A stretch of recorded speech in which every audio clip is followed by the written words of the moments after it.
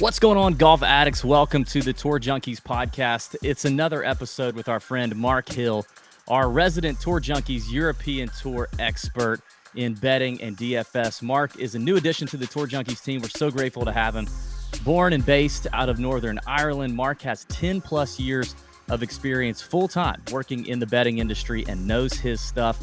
He is going to be here every week that there's a European Tour event. He's going to be right here on the Tour Junkies channel on YouTube, breaking down all the action, giving you some picks, giving you some takes. So it's going to be great content. We're really proud of it. And Mark's going to help you get a lot of green screens and some winning tickets to that ticket window. So as always, presented by our friends at fantasynational.com. Head over to fantasynational.com now/TJ to get 20% off any membership level, weekly memberships, monthly or annual. You get 20% off if you try it for a week and you love it. You can upgrade to a month or the annual membership and still get the 20% off. It's where we've been going for 4+ years to get all our PGA Tour data. They don't have European Tour stuff yet, but maybe soon to come. But if you're looking for that, if you're betting on PGA Tour, playing DraftKings, anything at all, fantasynational.com/TJ is where it's at, and all the data is licensed by the PGA Tour to Fantasy National, so you know it's good.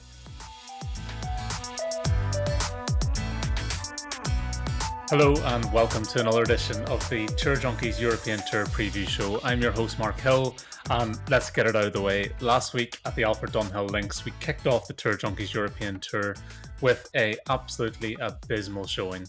So I'm going to try and bounce back this week. I took my shot last week in terms of the course breakdown.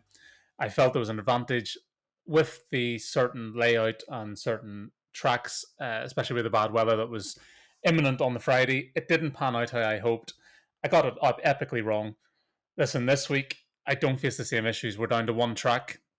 We're down to extremely benign conditions, and hopefully I can get it nailed on this week around. Let's bounce back. Let's see where we go. This week, I'm going to kick off with the podcast Juice, and it is a tribute to Pat Perry and the Fantasy Sommelier. If you haven't checked that out on YouTube, you definitely need to. So, Pat, I am going with a Campo Viejo Rioja from the Tempranillo region in Spain. We are at the start of a 3-course rotation now in Spain, given the ongoing pandemic. The number of the courses we'd usually see on the European Tour aren't currently active and taking participants. So Spain has readily volunteered for the second time this year to go on a 3-course rotation. We're starting off this week in Madrid. Then we're off to Valderrama next week before the island of Mallorca welcomes us in 2 weeks' time. This time around, I am hitting off with a Rioja. I'll give you a bit of a description for it. It is an intense red cherry, notable of the Tempranillo wine region. Distinguished aromas full of vibrant, powerful notes of red fruit enriched with hints of vanilla and spices. So, Pat, this is a tribute to yourself. Thank you very much. So, I'm also going to give a couple of other shout outs as we get into this. So, the first shout out for me is DB. And no, it's not that DB. It's not our beloved DB from the Tour Junkies. It is a guy called David in Belfast, Northern Ireland. Listen, you reached out on Twitter. I'm yet to reply. I apologize profusely for that, but it is heartwarming to know that we have a fellow Northern Irishman listening into the show, that it's not just 100% US facing. So I am delighted that you've reached out. I'm going to hit you up on Twitter and we'll have a bit of an exchange. And hopefully this week I'm giving you some better food for thought than last week's rendition and edition in the Alfred Dunhill Links. We're going to try and bounce back. We're going to try and do as best as we can this week around. Second shout out I'm going to give is to a guy on YouTube who goes by the username of Bear0071000. And I hear that we are looking for a new James Bond potentially, and the producers may look no further than Bear0071000, because you absolutely hit it last week with the intel on the Dunhill Links. You called it. You said my shot on the course breakdown was wrong. I got Carnoustie wrong. And to be fair, you absolutely nailed it. You came through with Danny Willett at 100-1, and I can't argue with that at all. You called it right, and hands up, I got it wrong. So shout out to Bear0071000 on YouTube. And finally, the last shout out I want to give is to a gentleman in the Nut Hut. He's a member of the Tour Junkies. He simply goes by Aussie in the Nut Hut, Hoofhearted AU on DraftKings, and Daniel Baitup is his name. Listen, if we ever get down to a Squid Game scenario, you're the kind of guy I want on my team. That you have stayed loyal to the Team Europe right through the Ryder Cup, even though you're an Aussie. And even after that, I can give out the crap picks on last week's show, and I think you're still by my side. I hope you don't turn into one of those guys that, jumps off the bandwagon once we get hot or before we get hot. So for now, you're my buddy. You're on my team if we ever get into a Squid Game scenario within the Nut Hut. And absolutely, Daniel, 100% I have your back as well. Let's get into the course breakdown then. We are off to the Club de Campo de Madrid. It's a bit of a mouthful, but it's so the Spanish Tour or Spanish Open or Open de Espana, as we'll call it. I'll probably stick with the Spanish Open to keep it straight. It's one of these tournaments that has been about since the start of the European Tour. It's been jumping around from course to course, so we do not necessarily look at the course history side of things or the tournament history side of things, but we did get the iteration of this in 2019 at the same course before 2020 was postponed due to COVID. This time around, the course itself, we've seen it in a little bit in the early 2000s or mid 2000s for the Madrid Masters, Madrid Open as well. Now we're bouncing back to a back-to-back tournament for the Spanish Open, won by Jon Rahm last time out by 5 shots, and Mr. Rahm is in the field again this time around. We'll get into that whenever we go down to our individual picks for this tournament. It's very hard to get away from Jon Rahm at the top of the market, but we are going to try. The course itself then is a par 71, 7,112 yards. It is just 3 par 5s, which does present eagle and birdie scoring opportunities. Played at a degree of altitude, it's a tree-lined course with relatively generous fairways and small undulating bent poa greens. Conditions this week are absolutely perfect for scoring. I looked at Windfinder before it came on. We're looking at 1 to 2 mile per hour gusts, which is as far away removed as you can get from last week's show, where we were previewing the Alfred Dunhill Links Championship, where 40 mile an hour gusts were scheduled for the Friday. So completely different track, completely different course. But even with that, I am landing on one golfer that I'm going back to the well with from last week's selections. We're going to try and hit up again. If he lets me down this week, it's one of those ones where it's a bit of FOMO. I'll probably jump off him for the following 2 weeks on this Spanish tour. But listen, I'm going to give him another chance. We'll see how we go. So defending champion is Jon Rahm, world number 1, seeking to equal Seve here with 3 consecutive Spanish Open wins. In terms of the model then, I'll run through a little bit of what I've tried to look at and tried to sort of narrow down my selections and field with a few different things that I've looked at this week. A lot of people that are digging deep into the Spanish Open are purely focusing on Spanish history and how people fare within tournaments that are based in Spain. But as I touched upon in the opening with the Spanish Open side of things, we are jumping across from different tracks, completely different styles. If you take a Valderrama that's hosted the Spanish Open a few times, and we're going to see next week, it's a completely different layout and track and feel to what we are anticipating this week in the Madrid-based tournament. So some things I have looked at is the location side of things, but I've also weighted in some Iberian form. So Portugal Open, Portugal Masters, I've weighted in there. Some Challenge Tour events from Portugal as well. And also a bit of Italians. It does have a feel for me to some of the Italian tracks that we see whenever we typically go to the Italy Open, which does jump from venue to venue as well. So I have weighted some of that in.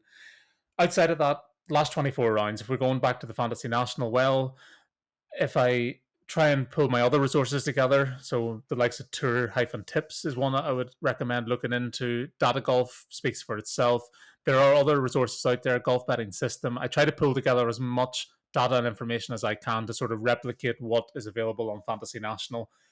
We have to get on to your boy Moose and say, listen, we need European Tour stats on Fantasy National going forward, but we're going to try our best to work around and build a model outside of what is available there. So last 24 rounds is something I've broke down. Ball striking, listen, because of the shorter nature to the track and only 3 par 5s, I do want to look at ball strikers. It's not my be-all and end-all this week because I do look back at some of the history.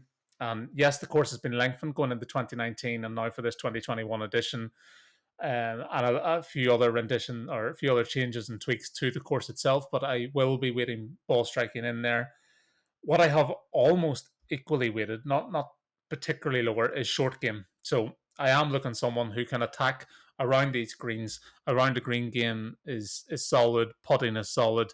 I have tried to look towards that side of things because if it is those smaller bent POA greens compared to last week, the short game has to be on. So I've weighted in a bit of scrambling on that side of things too.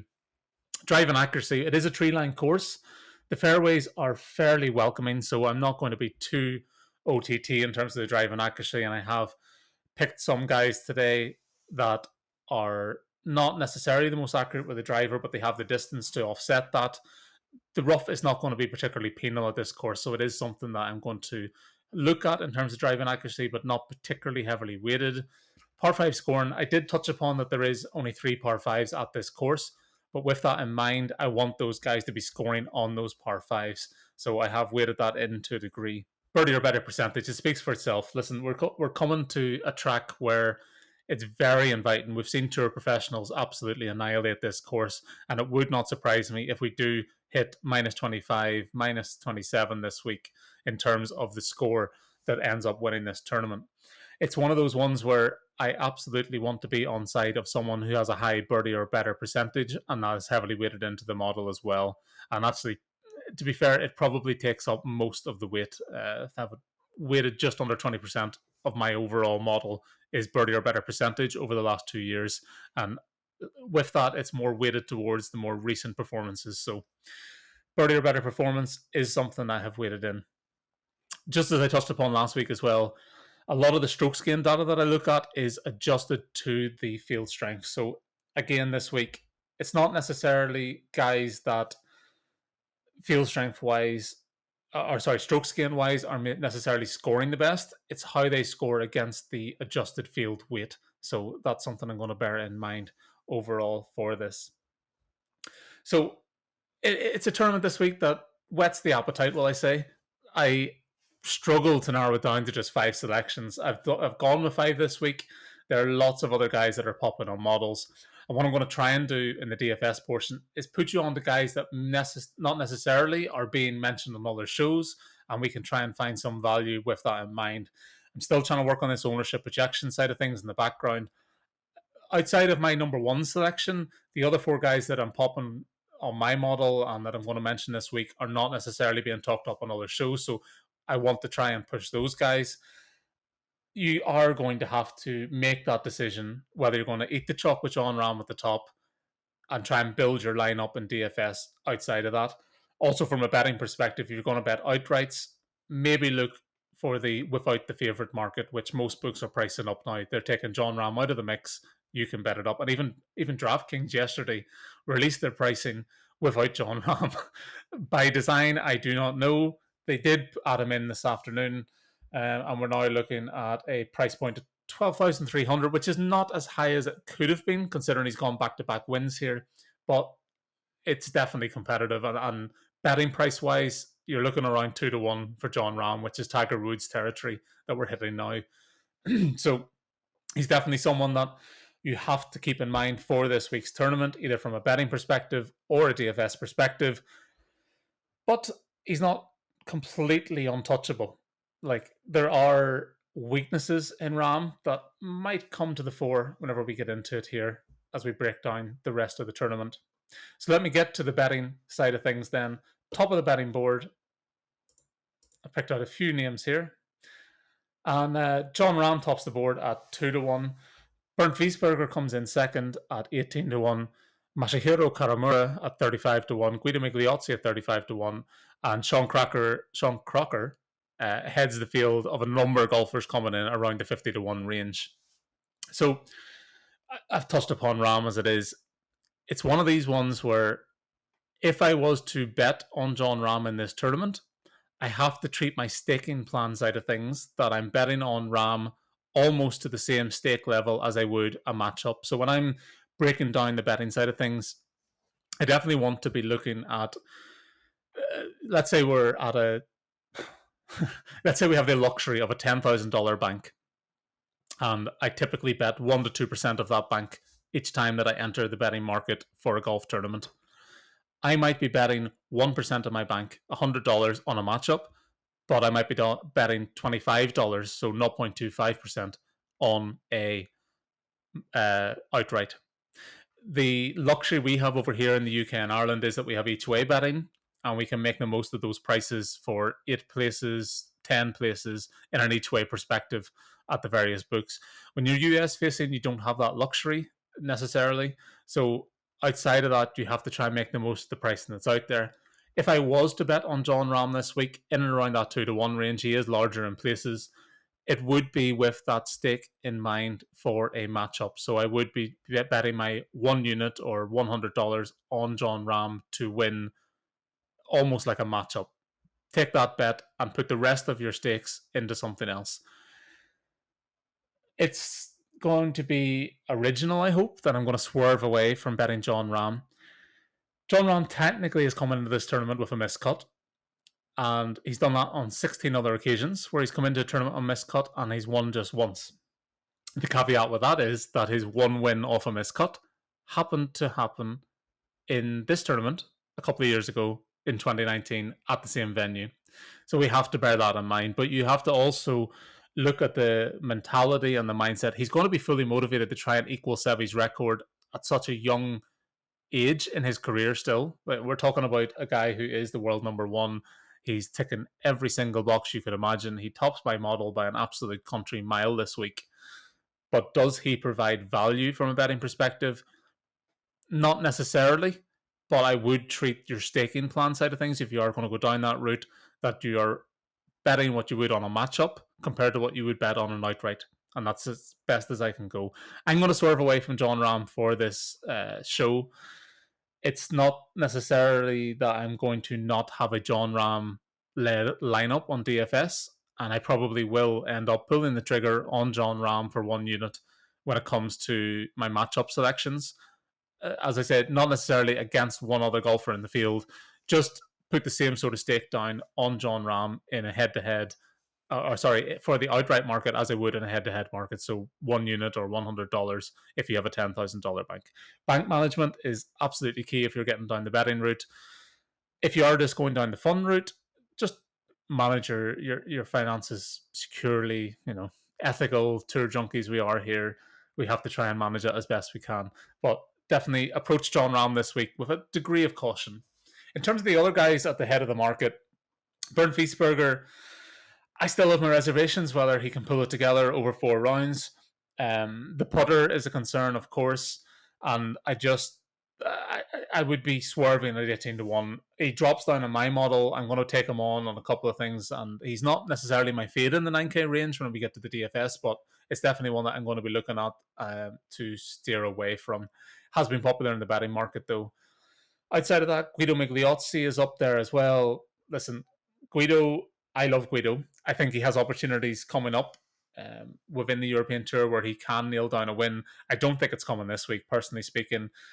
Famous last words and all that, but he has been tipped up in a few different places. He's a 2-time European Tour winner, and he has everything to say that he can compete. He's just not quite getting there on my betting card this week.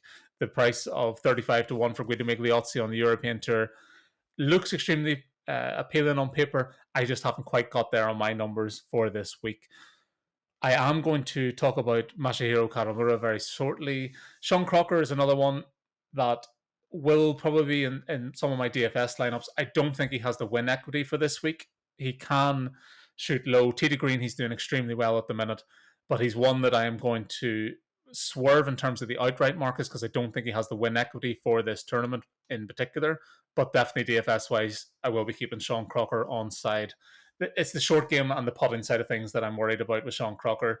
He will absolutely nail it tee to green. The putter has been extremely cold. This is a running theme with Sean Crocker, and I'm not going to go there this week. So let's get to the actual pick side of things then. And I'm going to start my card with the aforementioned Masahiro Kawamura. We are in this sort of period with Japanese golfers where obviously Hideki Matsuyama won the Masters tournament, and that sort of set the bar for where Japanese golf can go. Masahiro Kawamura on the European Tour has been knocking on the door for the last couple of years, and sooner or later, this Japanese golfer is going to be on the radar of PGA Tour bettors and DFS players. He is so close to getting across the line. He hasn't just quite got there. 4 top 10s in 2021. He missed the cut last week, but as I said before, you're getting to polar opposites now in terms of the course side of things, where last week the Dunhill Links, the high winds, link-style golf course, missed the cut. I'm not going to bear that too much in mind for this tournament, which is a completely different setup. His best finish on the European Tour was a second during lockdown last year in 2020 at the Cyprus Showdown. And his game is solid all round, strong tee to green. He has a 5th place at the Italian Open, a 5th place at the Portugal Masters, and a T7 on his debut on this track in 2019. So, as I said, location form-wise, whenever I'm digging into it, I have put some weight into Portuguese form and Italian form. I do see some overlaps in terms of the tracks there compared to here in Spain. So that's something that I bear in mind. I was struggling at the top of the market to get away from a few guys. It's very difficult whenever you have an overriding favorite in the market to not find value on some of these guys that are sort of priced up 3rd, 4th, 5th in the market. Kawamura hits that mark absolutely, and he's one that I am definitely going to keep on side. This week, he has the ability to go low, which we're looking for. He shot a round of 63 at the Coetzee Open earlier this year, and he has rounds of 64 at the Hero Open, Tenerife Open, and Kenya Savannah Classic, all in 2021. So you do want a golfer that can shoot low, and absolutely Kawamura is on side for that. 39th on the race to Dubai. So for anyone sort of tuning in that's not necessarily au fait, will you say, with the European Tour. So the race to Dubai, then top 60 make the DP World Tour, which is sort of the grand final of the European Tour at the end of the year, and top 110 secure the European Tour card for the next year. So at 39th, Kawamura is sitting right there in that sweet spot. He's secure, it looks like. He's had that consistency across the year, but he hasn't quite nailed that European Tour win, which is going to come sooner or later. I feel it could be this week. Let's see how Jon Rahm plays out, but it's definitely one that I'm bearing in mind. Next up then, and this is the one we're going back to the well with, and it's Santiago Tarrio Ben. Listen, complete contrast with Masahiro Kawamura, who's sitting at 39th in the race to Dubai. Tarrio Ben has done all his great work on the Challenge Tour. He's sitting 173rd in the race to Dubai, and it's one of those golfers that last week I touched upon. I felt there's been enough glimpses in his game, especially the winning equity on the Challenge Tour. I thought he could nail the link side of things. It didn't pan out last week. He ended up 5 over par. He missed the cut. He had the worst of the draw. But I'm not going to hold back. When I was looking into on the location side of things, Santiago Tarrio didn't tick as many boxes as I thought he would, being he's a Spaniard going back to home soil. But if we go historically about the Spanish Open, there's a number of golfers who are maybe dropping down the betting boards and dropping down the radar and not necessarily showing every box that all of a sudden show up when we get to the Spanish Open on home soil and feel comfortable in those surroundings. Santiago Tarrio, like, he doesn't pop model-wise for location, but he's graded strongly for me in the short game side of things, the scrambling, and his all-round accuracy. So the fact that we've no wind this week, hopefully he can put all 4 rounds together and come out on top. Given the small and undulating bent greens that we're going to be facing here at this Open de Espana, it's my hope that his short game comes to fruition whenever we go down to the actual nitty-gritty of it. He can shoot low. He doesn't have a lot of strength off the tee, or length, sorry, off the tee, which puts him at a little bit of a disadvantage at this field. But he does have birdie streaks in him. He's low scoring in him, and that includes a 62 at less than a month ago at the German Challenge on his way to a second place finish. So Santiago Tarrio Ben is on my betting card again this week for the second week in a row. Model-wise, he's grading out 15th for me. Market-wise, at 27. So there is some value for him. Listen, it's one of those ones that if it doesn't turn out well this week, I might jump off Santiago Tarrio going forward. If it turns out well, I have to face the dilemma, has he peaked again? And then Valderrama and Mallorca, I maybe back off him. Yeah, we'll take it as it comes. This week, I'm on him. Next week, we'll weigh it up. We'll put in different variables for the Valderrama model and see how we go from there. So Santiago Tarrio Ben at 66-1 is my second selection on today's card. Next up is Polishman Adrian Moronk. He's coming off back-to-back missed cuts at Wentworth and the Dunhill Links. But before that, had a second place finish at the Italian Open. As I said, I've put some weight into the Italian side of things, Portuguese side of things. I'm not going to bear too much into what he has shown at Wentworth for the BMW PGA Championship and again the Dunhill Links. Completely different course setup here. He has shown previous form in 2021 and 2020 to suggest that he can do well at this course. Unlike Tarrio, Moronk does have the distance to overpower this track. He's grading out 7th in this field on driving distance for me. Well, accuracy at times can be a problem because the fairways are fairly generous and the rough is not penal, is something that I think will offset his inaccuracy, if you like, off the tee. Third on Spanish soil, albeit at the Tenerife Open on the Canary Islands, which is a completely different track again to what we're facing here, but he has shown some local form. He racked up 24 birdies, which leans into the birdie fest side of things. Across his 4 rounds, never shooting higher than a 68. So Adrian Moronk is one that I'm definitely having on my radar this week. He's well inside the race to Dubai at 34th, but it looks like this track in particular I think can oversuit him. I'm going to overlook the last 2 missed cuts, and hopefully now he can kick on and put in a performance for us this week at the Spanish Open. So at 80-1, grades out number 10 on my model, and the market's sort of waiting him in around 31st in the overall pricing side of things. Just to give you a bit of a background in that market rank that you see on your screen if you're watching on YouTube. So the market rank, I take an aggregate score or an aggregate price of where he's priced across 10 to 15 different books. That can weight in a sharp book like a Pinnacle or a Chris, right across to some of the softer books that will be available to most US users in those legalized states. So if you're offshore, you might get some options. If you're legalized in the US, you have options as well. But that sort of market rank is an aggregate score of their price and then compared against the aggregate score or aggregate price of everyone else within that field. So Adrian Moronk, as I said, he's grading out 10th in my model. I'm happy to have him on side this week. He is a market rank of 31. Plenty of value there for me on Adrian Moronk, who is my next selection. Ryan Fox is up next, and he's another one that's 20 spots higher on my model compared to the market rank at 80-1. A little bit of pressure on Fox towards the end of the season, but also motivation comes with the pressure.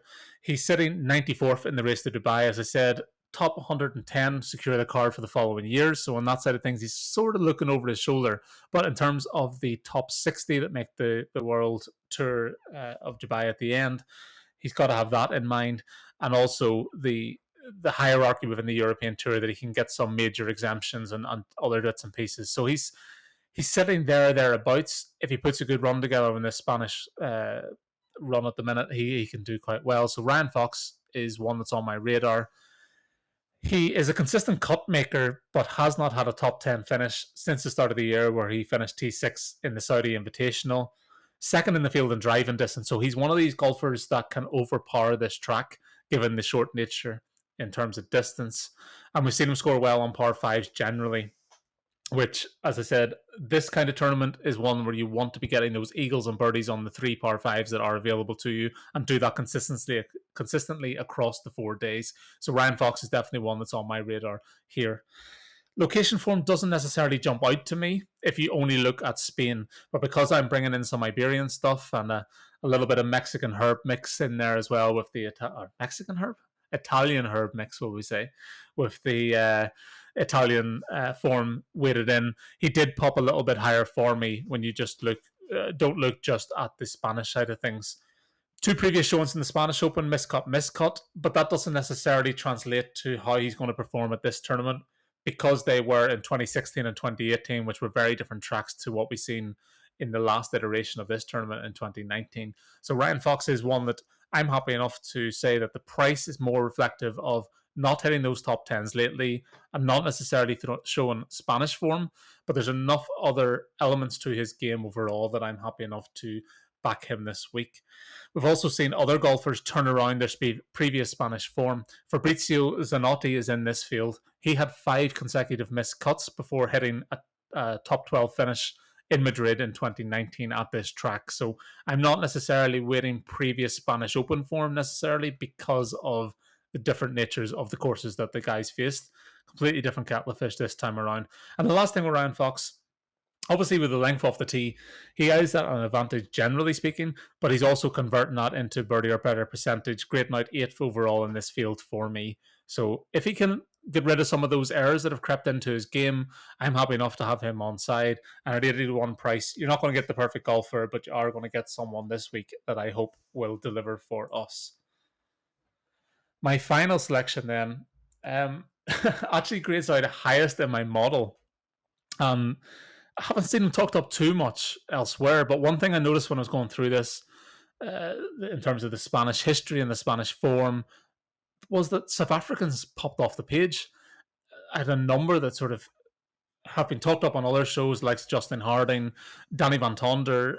Also was one of the sort of jumped out to me when I was looking at it in more depth. But George Coetzee, he's coming off a miscut at the Dunhill Links. I'm not going to weight that in too much. Before that, he had 3 made cuts, including a 27th at the Italian Open. And he did have a recent win on the Sunshine Tour back home in South Africa. So he has the win equity side of things. I think he's going a bit under the radar this week.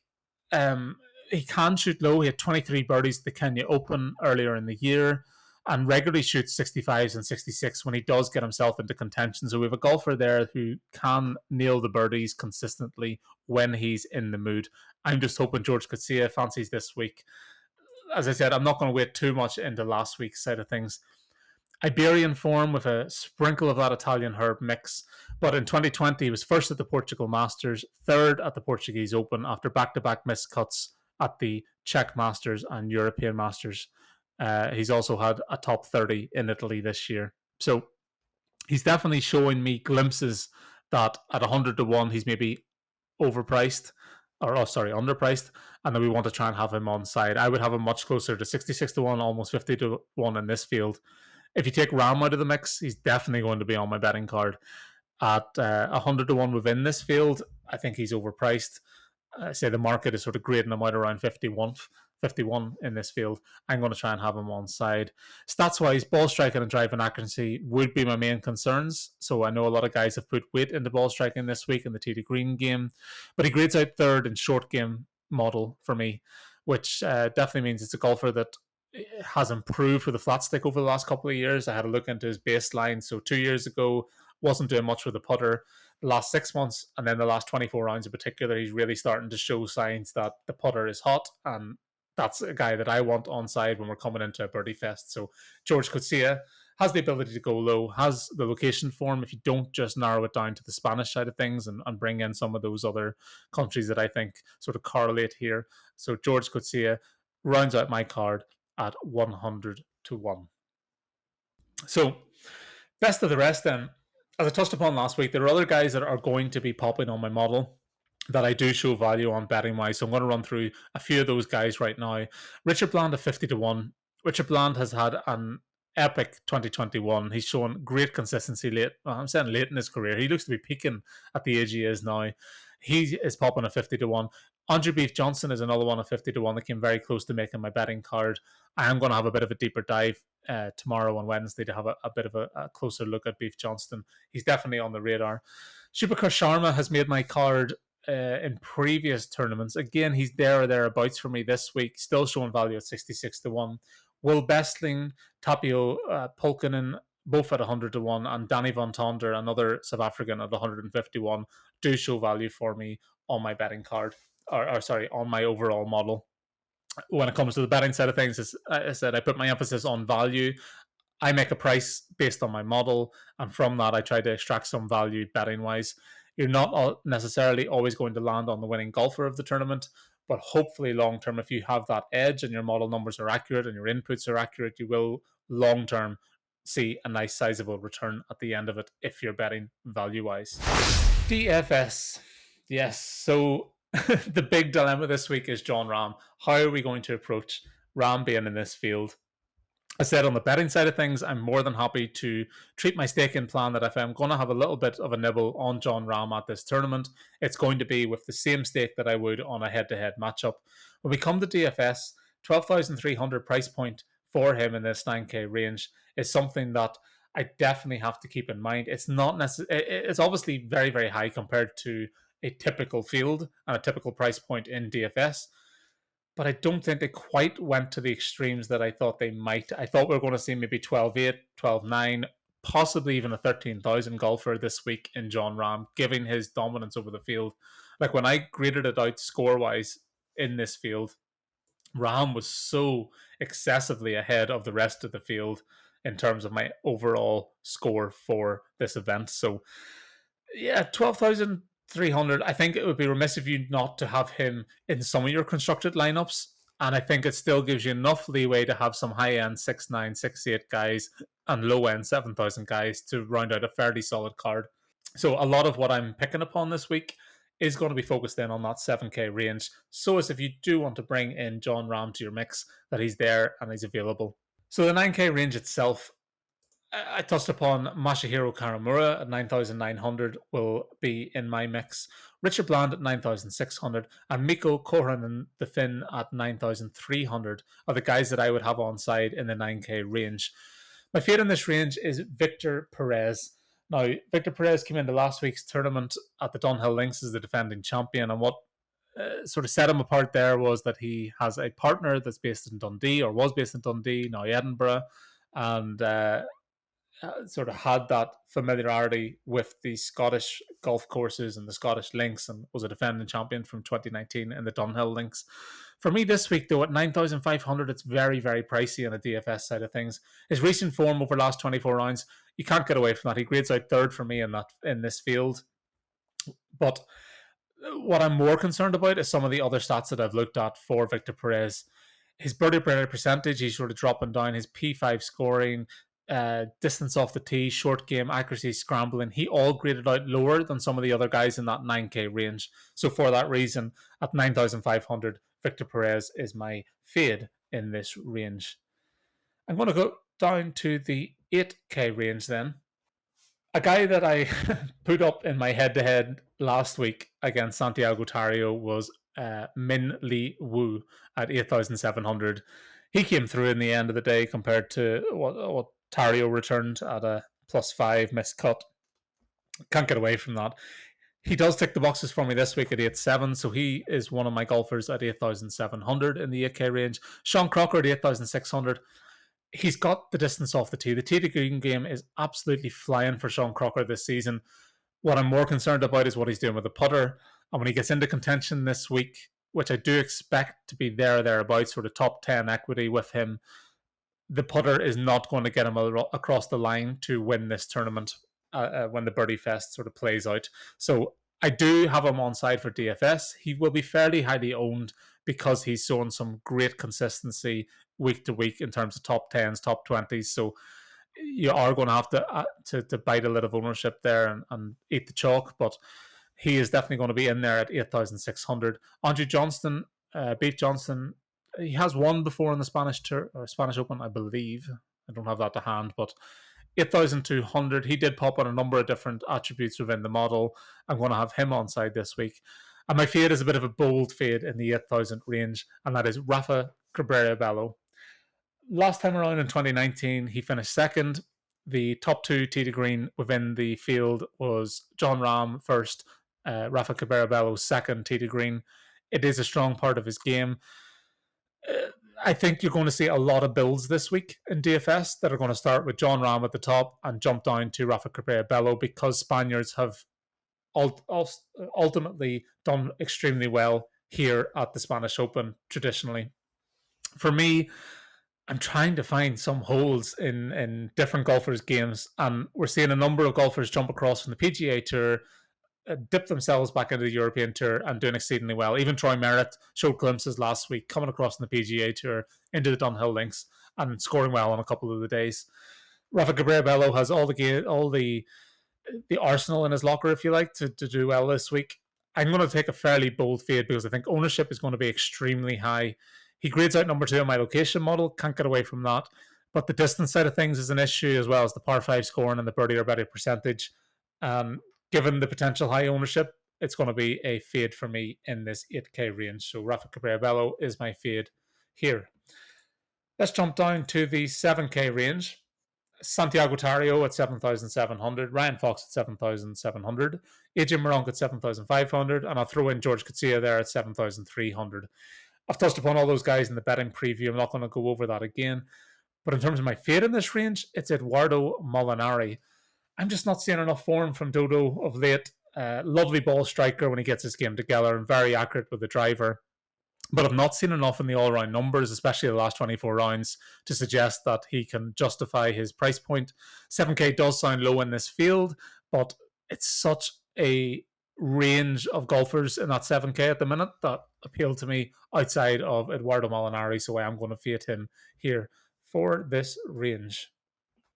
Then finally, we're going to drop down to the 6K range. Daniel Van Tonder at 6,900, Renato Parator at 6,600, and Scott Jameson at 6,600 all showed value on my model side of things.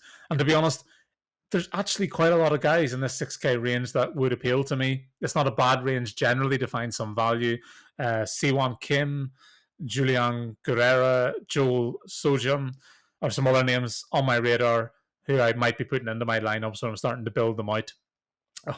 Apologizing retrospectively for my pronunciation of those names, like Joel Sojum does not sound right for a Spaniard or for a Swedish golfer. I've probably got it totally wrong, but the Rioja is starting to hit home, and we have to try and bear that in mind. 6K range, then, as I said, is very appealing. We don't give a fade typically in the 6K range, but it's definitely, for me, there's plenty of value in there. If you are going to start with Ram at the top, that you can drop down to the high end 6K and low end 7K and still find golfers that are worth keeping on side for this week. Finally, we'll round out the show with the best bet. And this week I am going to Masahiro Kawamura at -115 against Victor Perez. Tie included in this market, so I picked out Bet365 this week. I picked out DraftKings Sportsbook last week. -115 for Kawamura. He should be closer to a -140 shot in this matchup for me. He creates out significantly higher than Victor Perez in my model. So Kawamura is coming in a third, Victor Perez at 59th. So take that disparity with a degree of skepticism, if you like. I can't get away from this bet, and I totally agree with DK's pricing side of things, where Kawamura is justifiably 4,000 richer than Perez, despite Perez being slightly ahead when it comes to the betting side of things. So I think DK have nailed it. Kawamura, excuse me, presents more value for me. Betting-wise, model-wise, DFS-wise, I'm definitely going to have Kawamura on side. If you can't have access to Bet365, he's priced up at -125 for the same matchup at BetMGM. And what I will say is that I've put the tie included, so like a 1x2 type market here. With the tie included, so we're going to a tournament or a course where we are expecting a birdie fest, low scoring fair, which means you're going to get a lot of variety in terms of the overall scoring. It's not going to be as close knit. So I'm happy enough to take that tie into consideration. If they do end up on the same score after 4 rounds, fair be it. But I'm happy enough to take that chance at -115. As I said, I make it closer to a -140 shot. And I've even looked at Data Golf earlier. They have it -144 for this matchup. Lots and lots of value at -115. Still value at -125 on BetMGM. So my final bet, my best bet for this card is Masahiro Kawamura versus Victor Perez, tie included, at Bet365. So that rounds out another European Tour golf show for the Tour Junkies. I've tried to sort of put everything together today to hopefully present a more win equity rich card, will we say. It's very difficult in this field with Jon Rahm. We've got inflated prices across the board, both on DFS and the betting side of things, considering that Rahm is in this field. But we have to try and look outside the box. As I said, if you are going to go to Rahm, do it with the staking plan in mind, that maybe wait him in. If you're going to, personally, I might play 6 or 7 pre-tournament matchups for 72 holes. If I take 1 unit of that, I will put it on Jon Rahm to win the tournament. And then those other 6 matchups will be weighted in the same. It's one of those ones this week. We're going to try and see some green screens. You're shooting your shot, like I did last week, and epically failed at the Dunhill Links. If you are going to take on Jon Rahm, we're not going to bet him outright necessarily at the same staking plan as we would for some of the other golfers we're going to hit. But let's be honest. It's going to be a tournament that we can enjoy. We're going to try and get some DFS green screens. We're going to try and see some wins and hopefully some more head-to-head matchup wins. I'm going to be in the Nut Hut in the next couple of days as well, ahead of the tournament. Let's see if we can get some wins on the board and get this European Tour, Tour Junkies golf show off the mark with a win this week. Best of luck, everybody, for the tournament, and all the best.